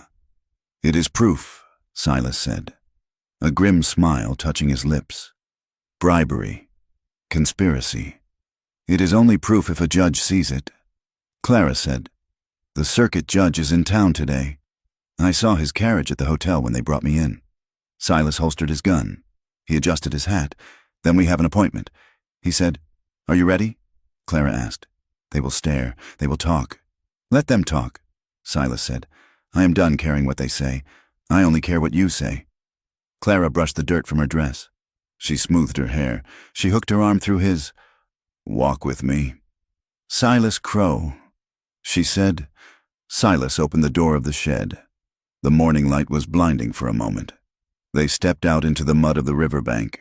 They walked up the embankment to the main street. The town was waking up. Shopkeepers were sweeping the boardwalks. Men were heading to the mines. Heads turned. They saw Clara Hale, the ruined woman, walking with her head high. And they saw Silas Crow. He was not limping. He was not bent over a crutch. He was walking with a long, powerful stride, his back straight, his eyes scanning the street with a predator's intensity. He looked 10 years younger. He looked like the mountains themselves, unyielding and dangerous. A silence rippled down the street. The whispers stopped. Silas felt Clara's hand tighten on his arm. He covered her hand with his own. He looked at the faces of the townspeople, the ones who had spat on her, the ones who had mocked him. He met their gazes until they looked away. He was Silas Crow. He was walking, and he dared anyone to try and stop him. The walk up Main Street was a gauntlet. The morning sun had turned the frozen ruts of Silver Creek into a quagmire of black mud, but the filth underfoot was nothing compared to the looks that greeted them. Silas Crow walked with his head up. He did not rush. He felt the phantom weight of the crutch he had burned, and every step he took on 2 strong legs was a declaration of war against the town's perception of him. Clara Hale walked beside him, her hand tucked into the crook of his arm. She wore her tattered dress and the ill-fitting man's coat, but she carried herself like royalty in exile. The town had awakened to the scandal. Gossip in a mining camp moved faster than a grass fire. By the time they reached the Mercantile, the boardwalk was lined with spectators. "Look at them," a woman whispered loud enough to be heard. "It is unnatural. He is old enough to be her father?" Another hissed, clutching a prayer book like a shield. Disgusting. Silas felt Clara's grip tighten on his sleeve. He covered her hand with his own, his leather glove rough against her skin. "Keep looking forward," he murmured. "Do not give them the satisfaction. I hear them." "Silas," she said, her voice steady. "They do not hate us because of the age. They hate us because we are surviving without their permission." They reached the steps of the Hotel Colorado, where the circuit judge, Thaddeus Moore, was known to hold court when the snow allowed passage. A group of men stood by the door, smoking cigars. They were miners, mostly, men with coal dust in their creases. They smirked as the couple approached. "Morning." "Silas," one of them called out. "See, you found a miracle cure for that leg. Must be quite a nurse you got there." The men laughed, a low, ugly sound. Silas stopped. He turned slowly to face them. He let his coat fall open, revealing the heavy colt on his hip. He did not reach for it. He simply let it be seen. The laughter died in their throats. Silas held the gaze of the loudest man until the miner looked down at his boots. Silas turned back to the door and held it open for Clara. Judge Thaddeus Moore was a man carved from the same granite as the mountains. He sat behind a heavy oak table in the hotel's parlor, which had been converted into a temporary courtroom. He was nursing a cup of coffee and reading a newspaper that was 3 months old when Silas and Clara entered, followed by a ripple of curious onlookers. The judge lowered his paper. He peered over his spectacles. Silas Crow. The judge said, "I heard you were dead or crippled, depending on who was buying the whiskey." "I am neither." "Judge," Silas said. "So I see." Judge Moore looked at Clara. "And you must be the woman causing all the fuss. The one Deputy Voss is so eager to arrest."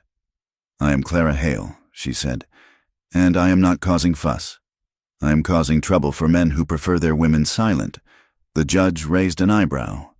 He gestured to the chairs. "Sit." Silas and Clara sat. The room began to fill up behind them.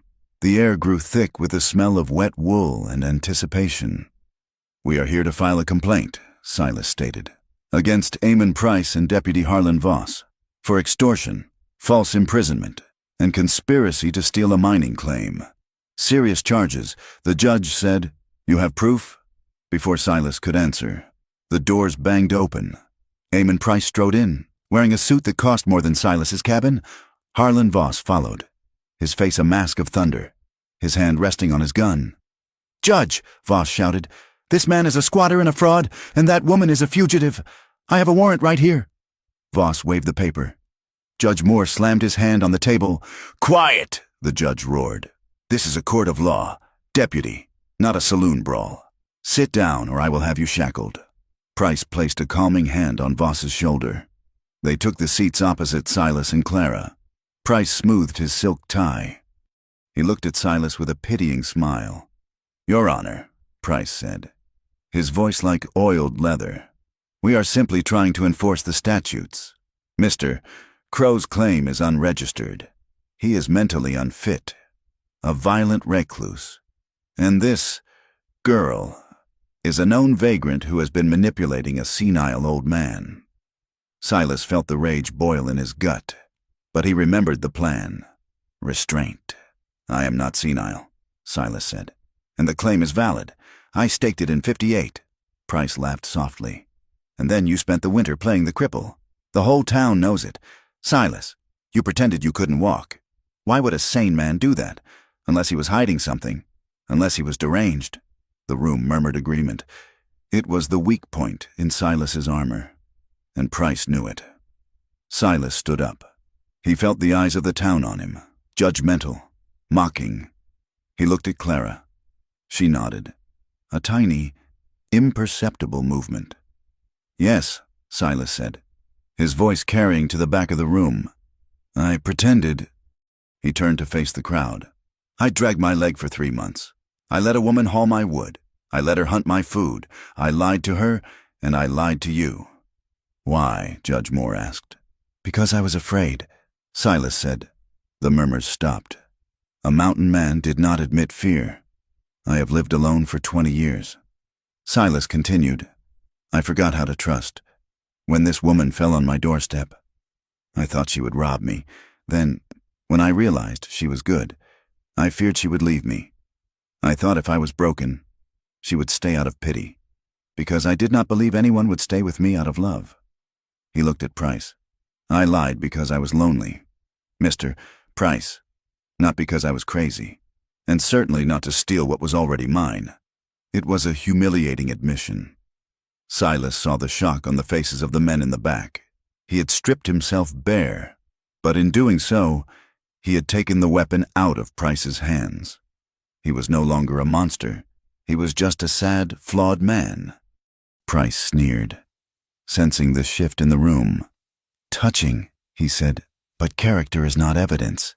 The fact remains, the land is unregistered, and the girl is a criminal." Price leaned forward. "And let us not forget, Judge, who Silas Crow really is. He is the butcher of Dead Horse Creek. He killed a man in cold blood 20 years ago. That is the violence he is hiding. And now he has a whore in his cabin, likely helping him rob travelers." The slur hung in the air. Clara stood up. She did not shout. She did not cry. She walked to the table and placed her hands flat on the wood. "I am not a whore," she said clearly. Price rolled his eyes. "They all say that. My dear," Clara turned to the judge, "I was a seamstress in this town 3 years ago. She said, "I worked for Mr. Henderson, a respected man, an associate of Mr. Price." Price stiffened. "Mr. Henderson forced himself on me." Clara said, "When I refused to be his mistress, he destroyed my name. He told the town I was the aggressor. He cast me out." She looked at the older women in the front row, the ones who had whispered. "You all believed him, because he wore a suit and I wore an apron. You spat on me. You let me freeze. You call me a sinner because it is easier than admitting you allowed a predator to walk your streets." She reached into her pocket. "But predators get sloppy," Clara said. She pulled out the crumpled bank draft she had lifted from Voss. She smoothed it out on the judge's desk. "I heard Mr. Price and Deputy Voss talking when I was locked in the boarding house. Clara said, 'This is a bank draft for $200, signed by Eamon Price, payable to Harlan Voss.'" She pointed to the memo line. "It says, 'For services rendered.' Crow claim." The judge picked up the paper. He adjusted his spectacles. He looked at Voss. "Deputy?" the judge asked. "Care to explain why a land speculator is paying you $200? That is 4 years' salary." Voss turned the color of ash. It was a loan, Your Honor. A personal loan." Clara pulled another piece of paper from her pocket. It was a page torn from a small notebook she had found in the tannery shed. Silas hadn't known she had it. It was old, but the handwriting was distinct. "This is a list of names." Clara said, "I found it in the trash behind the land office when I was begging for scraps last year. It lists claims, and next to them, it lists bribes." She read from the page. "Henderson, $50. Voss, $10. Judge Holloway, $100. She looked at Price. "Mr. Henderson is on your payroll, isn't he? He ruins the women, you steal the land, and the law looks the other way. It is a system, and I am done being crushed by it." The room exploded. The respected man, Mr. Henderson, was a pillar of the community. To hear his name dragged into the mud alongside Price changed everything. The women who had judged Clara suddenly looked uncertain. If Henderson was corrupt, who else was? Price stood up, his face red. "This is slander. She forged those papers. She is a liar and a tramp." Judge Morse slammed his gavel. "Silence." The judge looked at the bank draft. He looked at the notebook page. He looked at Silas, standing tall and armed, and Clara, shaking but defiant. Then he looked at Voss. "Deputy, hand over your badge." Voss blinked. "What? Your badge? Voss, you are relieved of duty pending a federal inquiry into corruption." Voss looked at Price. Price stared straight ahead, his jaw working. Voss slowly unpinned the star and threw it on the table. "As for you, Mr. Price," the judge said, "this court finds the claim of Silas Crow to be valid by right of possession and improvements made. The lack of registration is deemed a clerical error, likely caused by the very corruption this court intends to investigate." Price grabbed his hat. "You cannot do this. I have friends in Denver, powerful friends. I suggest you go find them," Judge Moore said, "because if you are in Silver Creek at sundown, I will have you arrested for attempted fraud." Price glared at Silas. His eyes were venomous. "This isn't over. Crow," he whispered. He turned and stormed out. Voss followed him, casting one last hateful look at Clara. The courtroom remained quiet. The townsfolk looked at Silas and Clara differently now. The shame had shifted. It no longer rested on the couple. It hung over the town itself. They walked out of the hotel into the blinding afternoon light. They did not stop until they reached the back of the livery stable, away from the prying eyes of the street. The smell of hay and horses was grounding. Clara leaned back against the rough wood of the stable wall. She slid down until she was crouching in the dirt. "Clara?" Silas knelt beside her. She let out a sob. It was a raw, tearing sound. She covered her face with her hands. "It is over," Silas said, reaching for her. "You did it." "You beat them. I was so scared." She wept. "I was so scared my voice would stop working." It rang like a bell. Silas said. He pulled her hands away from her face. He wiped the tears from her cheeks with his thumbs. "You were amazing." Clara Hale, you stood there and you shamed the devil himself." Clara looked at him. Her eyes were red-rimmed, her face blotchy. "They know," she whispered. "They know about Henderson. They know I was innocent." Silas nodded. "They know." He pulled her into his arms. He held her differently than he had in the cabin. There was no desperation now, only a profound, anchoring peace. He held her as if he were holding something precious that he had almost lost. Clara buried her face in his neck. She smelled of sweat and fear. But to Silas, it was the best smell in the world. "Silas," she said against his skin. "What happens now?" Silas pulled back slightly. He looked into her eyes. "We go home," he said. "We plant the garden. We rebuild the mule shed." He paused, searching for the words. He was not a poet. He was a man who had spent a lifetime in silence. "I cannot promise you it will be easy," he said. "The winter will come back. The work is hard. And I am an old man with a bad past." He took her hand and pressed it to his chest, over his heart. "I cannot promise you forever. Clara, I do not have forever to give. But I promise you tomorrow, and the day after that, as long as there are days left in me, they are yours." Clara squeezed his hand. "Tomorrow's enough," she whispered. She leaned in and kissed him. It was a soft kiss, tasting of salt and hope. It was a seal on a contract more binding than any paper Judge Moore could sign. The sun was setting by the time they gathered their supplies. They bought a new mule, a sturdy bay, with the last of Silas's coin. They loaded the sacks of flour, the coffee, the ammunition. They were tightening the cinch when a boy ran up to them. It was the stable boy, breathless and wide-eyed. "Mr. Crow," he panted. "What is it, son?" Silas asked. "The marshal. He tried to arrest Mr. Price at the train station, but Price had men waiting. There was a shooting." Silas went still. "Is Price in custody?" "No, sir. He got away. And Voss, too. They took horses." "Which way did they go?" Silas asked, his voice dropping to a growl. The boy pointed toward the purple peaks in the west. "Up the canyon road, sir, toward the high country." Silas looked at the mountains. The peaks were shrouded in shadow, the snow turning blue in the twilight. "They are going to the claim," Clara said. Her voice was flat. "They know they cannot win in court," Silas said. "So they are going to burn us out. They want the ore, or they want revenge. Likely both." He checked his rifle scabbard. He checked the cinches on the saddles. "Clara," Silas said, "stay here. Stay at the hotel. I will go up and finish this." Clara swung herself into the saddle of the rented mare. She looked down at him. "I told you, Silas. I am done hiding, and I am done running." She pulled her coat tight. "That is our home. If they want it, they have to go through both of us." Silas looked at her. He saw the steel in her spine. He realized then that he could not stop her, and more importantly, he did not want to. She was his partner. He mounted his horse. He pulled his hat low against the rising wind.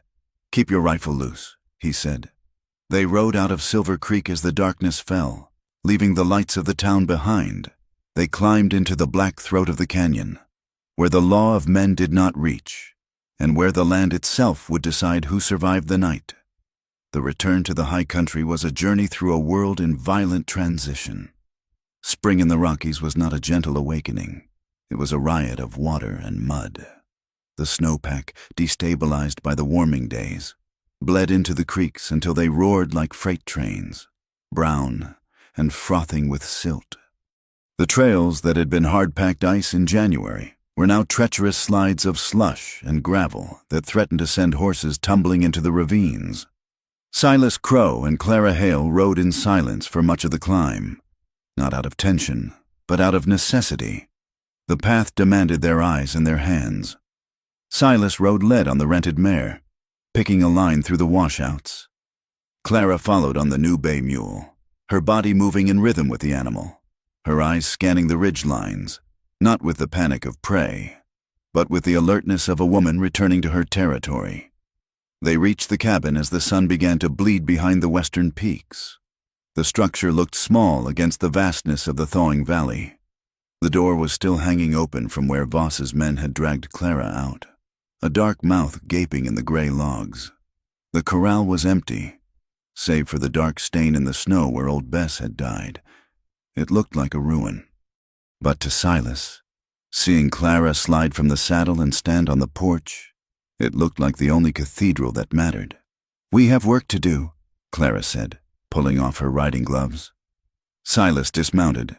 He felt the ache in his hip, a real ache, born of hours in the saddle and the damp air. "My hip is stiff," he said. He did not grunt or hide it. He simply stated it. Clara looked at him. She nodded. "Then you take the horses to the lean-to," she said. "I will start the stove." It was a small exchange, but it carried the weight of a revolution. There was no pretense, no test, just two people sharing the load. The next 2 weeks were defined by the labor of rebuilding. They did not just repair the cabin, they reclaimed it. Silas rehung the door. Reinforcing the hinges with fresh iron straps he forged in the small coals of the stove. He checked the perimeter every morning, not with the paranoia of a man hiding a secret, but with the prudence of a man protecting a treasure. Clara began to make the space hers. It was not a sudden transformation, but a series of small, radical assertions of existence. She found a bolt of yellow calico in her bundle, fabric she had saved from her seamstress days, and sewed curtains for the greasepaper window. When the sun hit them, the grim interior of the cabin was bathed in a warm, buttery light. She found a tin can, punched holes in the bottom, and filled it with soil. She placed it on the windowsill. "What is that?" Silas asked one evening, watching her press tiny dark seeds into the dirt. "Geraniums," she said. "I found the seeds in my pocket. I forgot they were there. You cannot eat geraniums," Silas noted. "No," Clara said, patting the dirt down. "But you can look at them, and they are beautiful. We have enough things to keep us alive. Silas, we need things to make us glad we are living." Silas watched her hands. He remembered how cracked and bleeding they had been in the winter. Now they were healing, though the calluses remained. "You are right," he said softly. He learned to apologize with his actions.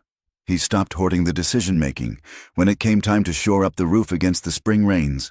He did not bark orders. "The pitch is shallow on the north side," Silas said, standing by the ladder. "If we use the split logs there, the weight might be too much." "What do you think?" Clara looked at the roof. She squinted against the sun. "Use the cedar shakes for the north," she suggested. "They are lighter. We can save the logs for the wall repair." Silas nodded. "Good. Hand me the hammer." It was a partnership, but healing was not a straight line.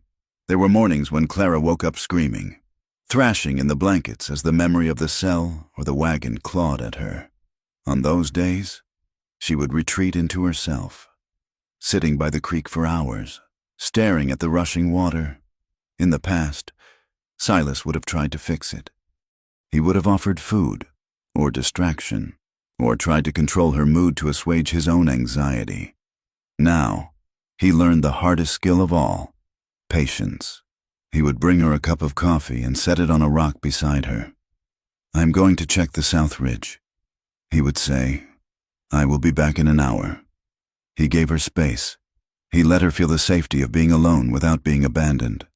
And when he returned, she would usually be back at the cabin, the shadow gone from her eyes, ready to work again.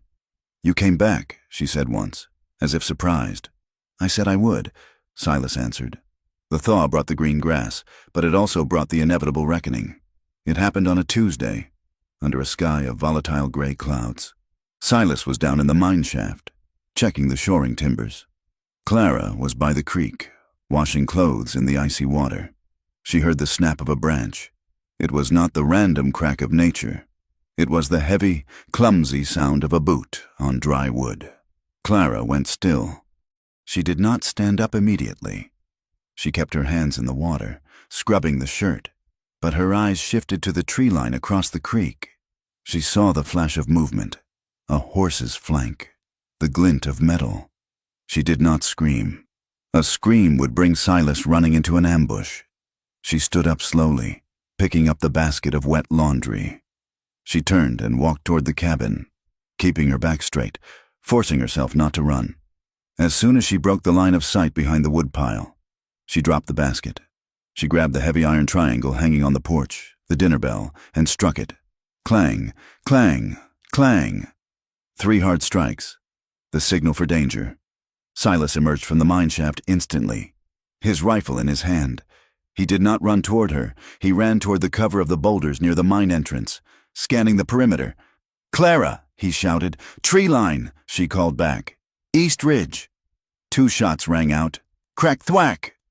A bullet splintered the log of the porch rail inches from Clara's hip. She threw herself to the ground, crawling behind the woodpile. From the trees, voices echoed. "Come out! Crow! It's over!" It was Eamon Price. His voice was high and thin, edged with hysteria. Silas crouched behind the boulder. He saw them now.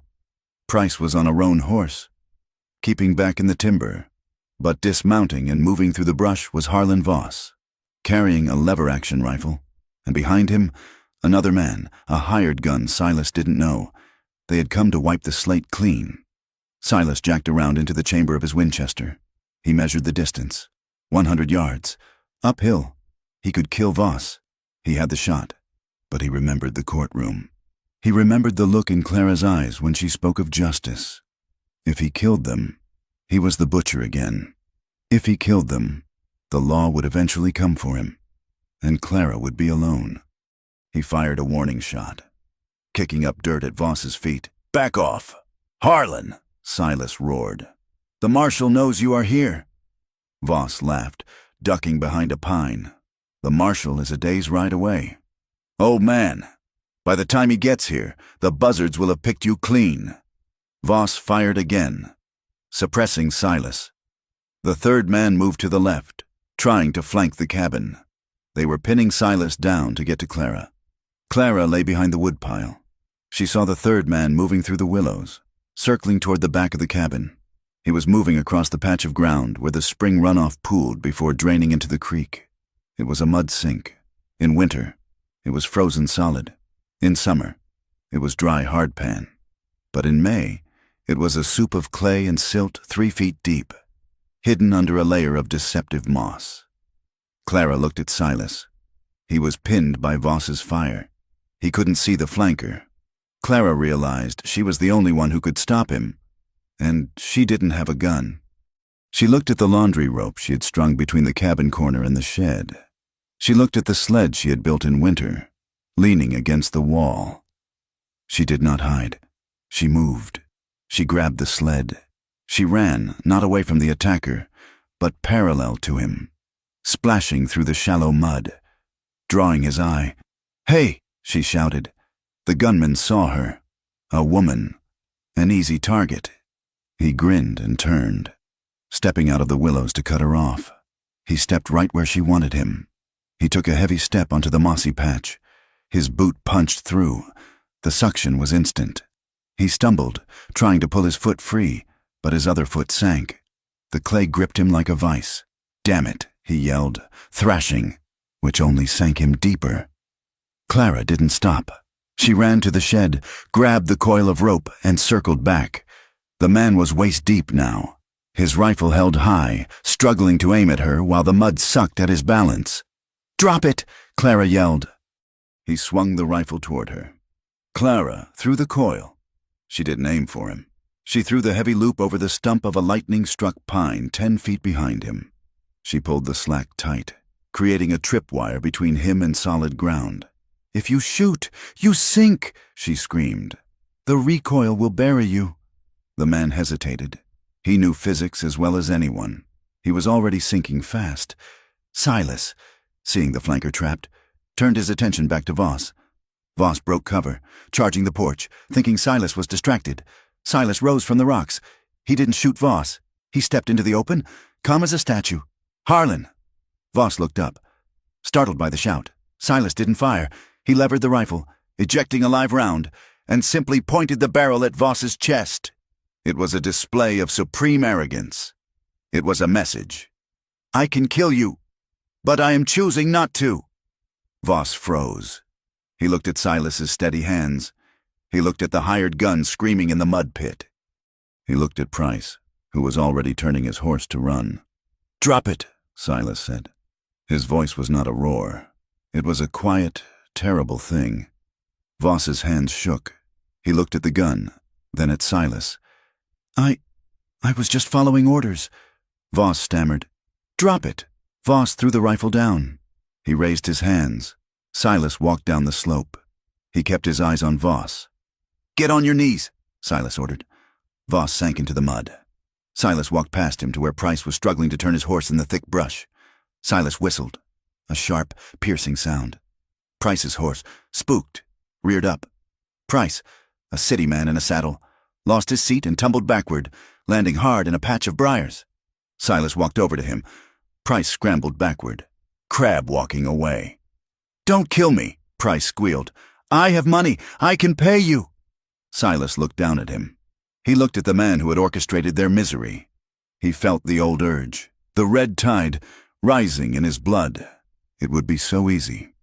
A squeeze of the trigger, and the nightmare was over. He felt Clara's presence. She had walked up behind him. She was muddy, breathing hard, holding the end of the rope she had used to trap the gunman. "Silas," she said softly. Silas looked at her. "He is not worth the bullet," she said. Silas let out a long breath. The red tide receded. He lowered the hammer of the Winchester. "You are right," Silas said. He reached down, grabbed Price by his silk collar, and hauled him to his feet. "You are going to walk to town." "Amen," Silas said. "And you are going to tell the marshal exactly what you did."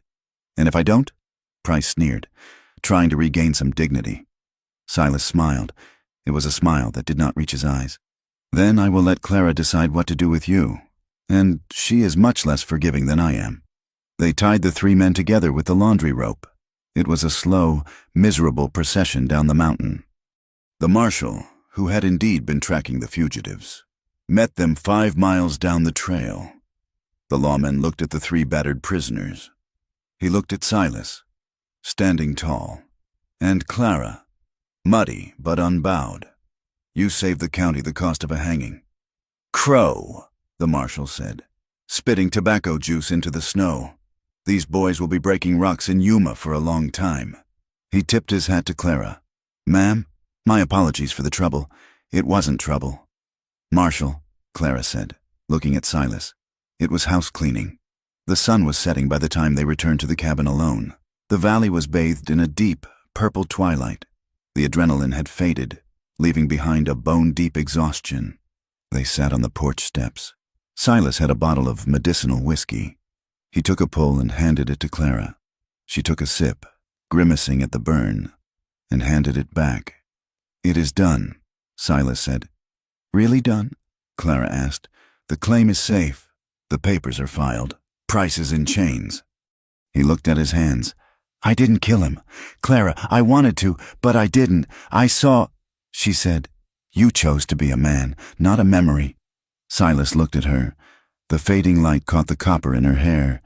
She looked tired, her face streaked with mud, her dress torn at the hem. She was the most beautiful thing he had ever seen. "I am 59 years old. Clara," Silas said, "the years are going to move fast now. I have scars that ache when it rains. I have nightmares that won't go away entirely." He turned to face her fully. "I cannot give you a young man's life. I cannot give you dances and parties and a house in the city." Clara reached out and took his hand. Her fingers were rough, warm, and real.